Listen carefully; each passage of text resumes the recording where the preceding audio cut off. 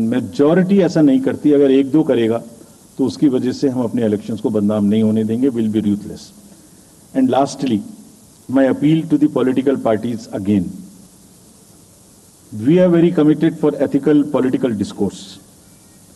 I would like parties to again appeal that please maintain decorum in campaigning and refrain from abuses and personal attacks. राजनीतिक दलों को बहुत personal attack से बचना चाहिए. फिर मुझे बदर साहब का एक शेर याद आता है, दुश्मनी जमकर करो लेकिन ये गुंजाइश रहे, दुश्मनी जम के करो लेकिन ये गुंजाइश रहे, जब कभी हम दोस्त हो जाएं तो शर्मिंदा ना हो. और वैसे भी आजकल जल्दी जल्दी दोस्त बनना और जल्दी जल्दी दुश्मन बनने की प्रक्रिया थोड़ी ज्यादा चल रही है. तो पार्टीज कम से कम ऐसा ना गंदा बोलें कि वो एक दूसरे के दुश्मन बन जाएं और फिर कुछ ना हो सके. With this I would once again thank all the press media who have come here very sincerely. This is what I have seen in now 3.5 years. You are our natural allies, you are eyes and ears. हमारा कोई criticism होता है आप करते हैं, हम अपनी बात कहते हैं आप करते हैं. आप ही के थ्रू हम वोटर्स पे पहुंच सकते हैं. प्लीज वोटर्स तक हमारी बात पहुंचाइए, उनको बाहर निकलवाइए. ये सारी स्लाइड्स, सारा प्रेजेंटेशन आपको अभी तुरंत इसी माध्यम से हमारी वेबसाइट पे मिल जाएगा. Download, use it in your stories. कुछ और चाहिए तो हमें बताइए, हम देंगे. Now I come to the schedule which you were waiting, and I hope I didn't delay it. I have not bored you by what I said. So now we'll be announcing schedule in 3 phases. First, for the by-elections. There are 26 assembly constituencies in the country जहां बाई-पोल होना अभी है due. Bihar, Gujarat, Haryana, Jharkhand, Maharashtra, Tripura, Uttar Pradesh, waste Bengal, Telangana, Himachal Pradesh, Rajasthan, Karnataka, Tamil Nadu.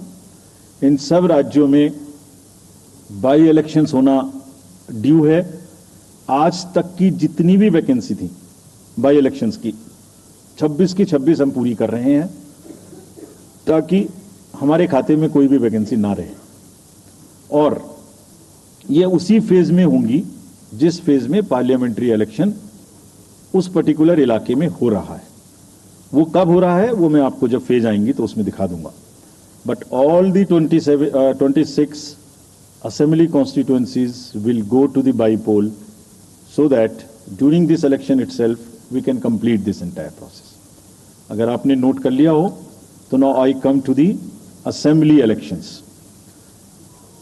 साथियों, 4 राज्यों में assembly elections जैसे मैंने बताया था जून में खत्म हो रहे हैं. सिक्किम जो 2 जून को with 32 assembly seats, Odisha June 24th June with 147 assembly constituencies, Arunachal Pradesh on 2nd of June with 60 assembly constituencies, Andhra Pradesh on 11th June 24 with 175 assembly constituencies. These are the simultaneous elections to the parliament. They will be held simultaneously. They will also be held in the same phase where the parliament elections will be held. So now, when I tell you the parliamentary elections, then I will tell you. But in case of Andhra Pradesh, the date of issue of Gazette notification would be 18th of April 2024, or date of poll would be 13th May 2024. तो आंध्रा के case में notification 18 अप्रैल 24 को होगा और date of पोल 13 मई 24 को होगी. इसके बाद अरुणाचल प्रदेश में डेट ऑफ गजट नोटिफिकेशन 20 मार्च को होगा और डेट ऑफ पोल 29 अप्रैल को होगी. 20 मार्च को गजट नोटिफिकेशन, 29 अप्रैल को डेट ऑफ पोल. सॉरी 19 अप्रैल को, 20 मार्च 19 अप्रैल. इस प्रकार सिक्किम में भी 20 मार्च और 19 अप्रैल, 20 मार्च को नोटिफिकेशन, 19 अप्रैल को डेट ऑफ पोल। उड़ीसा में first notification, this will be conducted in phases, and first phase would be on 18th April and date of poll would be 13th May. Fifth phase में होगा, second phase of the Assembly of Odisha 26th April and 20th May. Then sixth phase and seventh phase also, Odisha would have the Assembly elections. Sixth phase being on 29th April and 25th May elections. ये सब आपके साथ में हम अभी share कर रहे हैं ताकि आपको लिखने में, रिपोर्ट करने में इसको आसानी हो। Coming to the general elections to the Lok Sabha, जो विश्व का सबसे बड़ा लोकतांत्रिक त्योहार है, सबसे बड़ा लोकतांत्रिक त्योहार, biggest, 543 parliamentary constituencies, of which 84 are reserved for SCs and 47 are reserved for STs.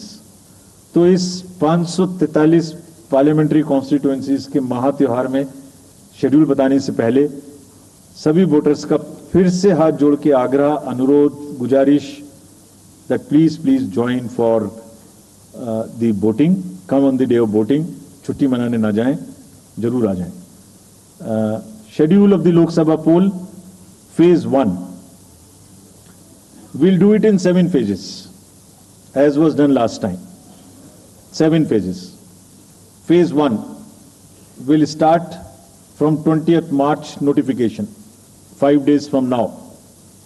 And last date of withdrawal would be 30th March and date of poll would be 19th of April. इसमें phase 1 का schedule एक दिन से हमें 2 बार करना पड़ रहा है, फिर बिहार के लिए वहां एक फेस्टिवल है, तो नोटिफिकेशन की डेट सेम है, लेकिन बस लास्ट डेट ऑफ विड्रॉल हमें 30 मार्च की जगह 2 अप्रैल सिर्फ बिहार के फर्स्ट फेज के लिए करनी पड़ रही है, क्योंकि वहां त्योहार है।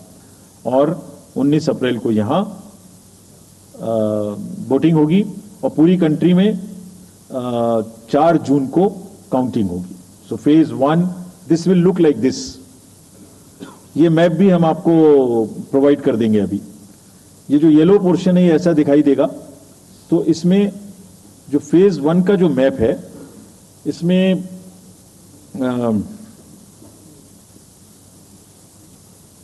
नॉर्थ ईस्ट नीचे तमिलनाडु, राजस्थान, सेंटर में छत्तीसगढ़, मध्य प्रदेश और उत्तराखंड, और ऊपर में जम्मू कश्मीर की 1 पार्लियामेंट्री कॉन्स्टिट्यूएंसी। ये येलो फर्स्ट फेज का आपके सामने में मैप है। सेकंड फेज और फर्स्ट फेज में 21 स्टेट्स जाएंगी पोल में। Second phase notification will start on 28th of March and date of poll will be 26th of April. Similarly here, in case of J&K, because of the some holiday, the date of one day would be different, date of security of nomination would be different, but date of gazette notification or date of poll would be common. Phase 1 में 21 राज्य polling में जाएंगे और phase 2 में उसमें से और राज्य जुड़ जाएंगे। So this is the map which would be phase 2, जिसमें हम नॉर्थ ईस्ट में काफी जगह चुनाव को कंप्लीट करते हुए, तमिलनाडु में कंप्लीट करते हुए, सेकेंड फेज में राजस्थान को भी कंप्लीट करेंगे। Phase 3 would be from 12th of April and date of poll will be 7th of May. इसमें भी टोटल 12 स्टेट्स उस समय में जा रही होंगी और इस फेज में 3 नए राज्य में चुनाव शुरू होगा। इसका मैप कुछ इस तरह से दिखाई देगा। राजस्थान हम कवर कर चुके होंगे, तमिलनाडु कवर कर चुके होंगे, केरला कवर कर चुके होंगे, गुजरात इसमें कवर कर लेंगे, नॉर्थ ईस्ट पूरा कवर कर चुके होंगे और हम नए राज्यों को मिला के 3 इसमें नए राज्य भी जुड़ेंगे।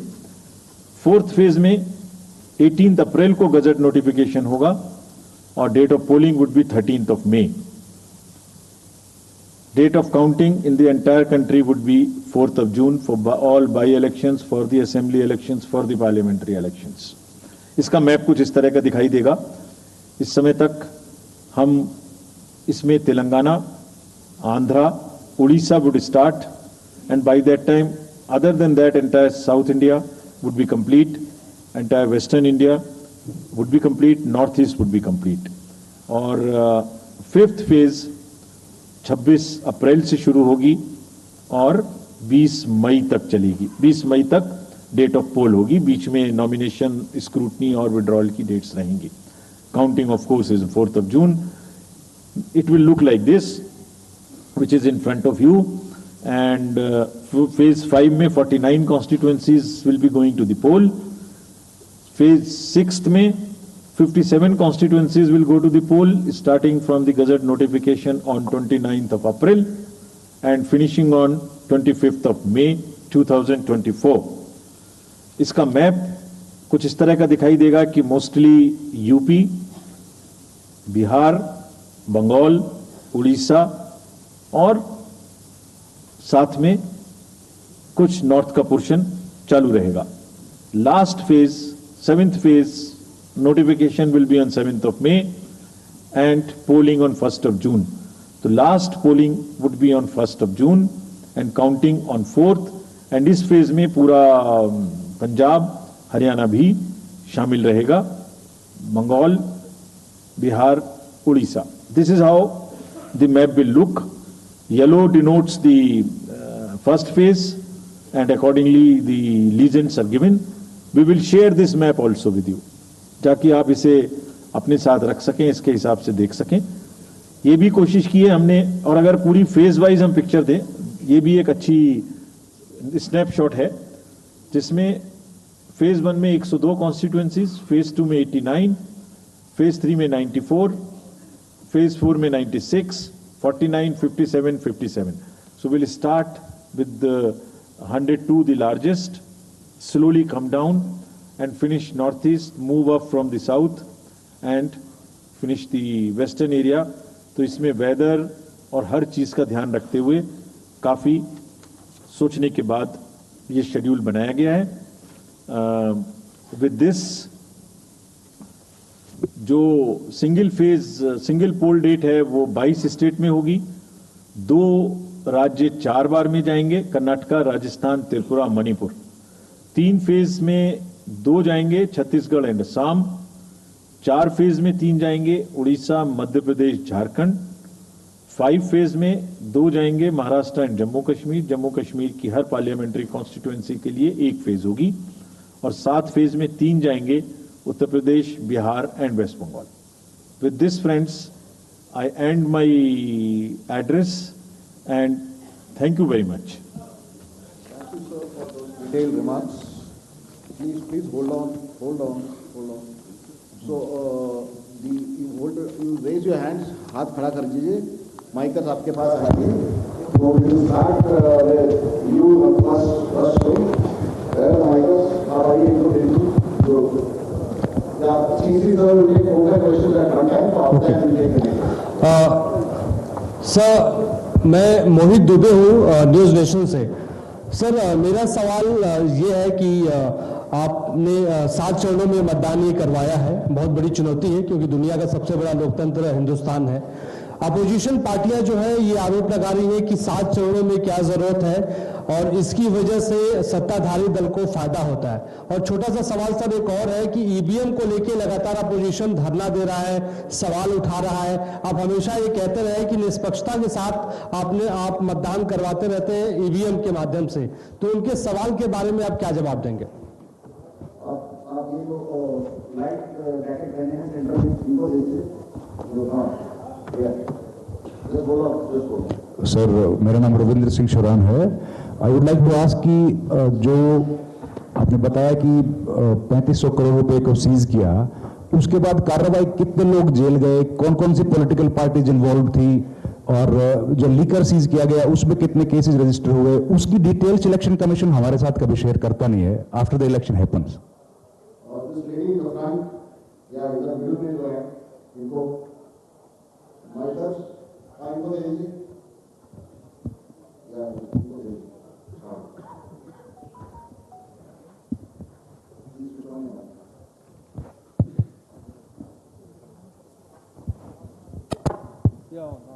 Great. Samir Hussain from BBC News. This is an incredible feat to try and get every person who's eligible to vote. I'm wondering how much money is being spent. And in addition, what is the biggest concern in terms of these elections? Okay. The lady in the fourth row there, the black dress, उनको दे दीजिए। माइकर्स middle में हाँ उनको जो बीच में है वो lady जो हाँ yes.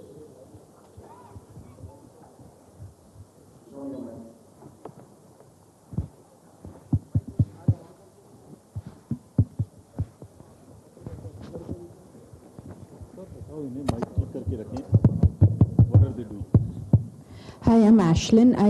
You said in your speech that I'm Ashlyn Matthew, National Herald. You had said in your speech that there should be no hate speech. There will be a calibrated approach to code violations. But there have been several complaints against the Prime Minister and Amit Shah, but none of the EC has not taken action against them. But you have taken action against the opposition leaders. So even if you take a calibrated approach, so won't it be the opposition leaders who get picked up more, who will get notice from you more than the ruling party leaders? Yeah, gentlemen, the second row here. Yeah, please. Yeah, mic is live. Hello. Sir, Venkatraman from Dinamala, from Tamil Nadu. Sir, every election you are getting new experience regarding the control of money power. How are you going to control the money power? For example, last election 2019, at Vellore constituency, the candidate Kadir Anand from his place, crores and crores of rupees money has been recovered from it. But what kind of action has been taken against him? And he is going to be the future candidate from the same constituency. Let me first take the answers of these questions of the first round. First question ये था कि 7 phase में election क्यों, और opposition parties का ये आरोप है कि 7 फेज में होने से लेवल प्लेइंग फील्ड डिस्टर्ब होती है, किसी को फायदा होता है। एक बार कभी पूरी कंट्री का भौगोलिक और ज्योग्राफिक इतिहास और ज्योग्राफिक स्थिति को नजर डाल के देखिए। नदी, नाले, बर्फ, पहाड़, जंगल, गर्मी, सिक्योरिटी फोर्सेस का मूवमेंट कभी सोच के देखिए। They will be moving like within 3 to 4 days between the gap in the phases, they will walk length and breadth of the country. उनके ऊपर प्रेशर कभी देखिए कितना होता होगा। कभी इलेक्शन मशीनरी की पूरी प्रोसेस, कभी एग्जाम्स, कभी फेस्टिवल्स, होली, रमजान, रामनवमी, पता नहीं क्या क्या फेस्टिवल्स बीच में। जब कैलेंडर पे हम लेके बैठते हैं तो एक डेट फिक्स करते हैं, दूसरे में चली जाती है, दूसरे फिक्स करते हैं, कहीं प्रॉब्लम आ जाती है। हम किसी को फेवर करने के लिए, किसी को नुकसान करने के लिए कोई भी एक्शन नहीं लेते, कोई भी एक्शन नहीं लेते। किसी को ऐसा भ्रम है तो वो गलत है। हम फैक्ट्स पे बात कर सकते हैं। जहां की जो मैंने कहा था, हर राज्य अपने आप में अलग अलग है। किसी राज्य में 1 में भी है, किसी राज्य में 7 में भी है। जिन राज्यों में 7 में है वहां का विस्तार बहुत बड़ा है, नंबर ऑफ पार्लियामेंट्री कॉन्स्टिट्यूएंसीज बड़ी हैं, कंटेस्टेशंस ज्यादा हैं, इसलिए वो 7 में है। My friend from the Tamil Nadu has asked, वहां 1 में है, लेकिन वहां दूसरा चैलेंज है जिसके लिए what he has talked about, there is a challenge of money power in that particular state, and as I mentioned we are extremely careful of what he has asked. If you learn it from the assembly elections which happened in another southern state recently, we have been able to cure that menace of money power to a very large extent, and we would control this. Please don't be worried. Similarly, I'll, on the expenditure side, take this question from BBC that how much we spend. Each candidate is allowed to spend in the parliamentary constituencies up to 80 lakhs.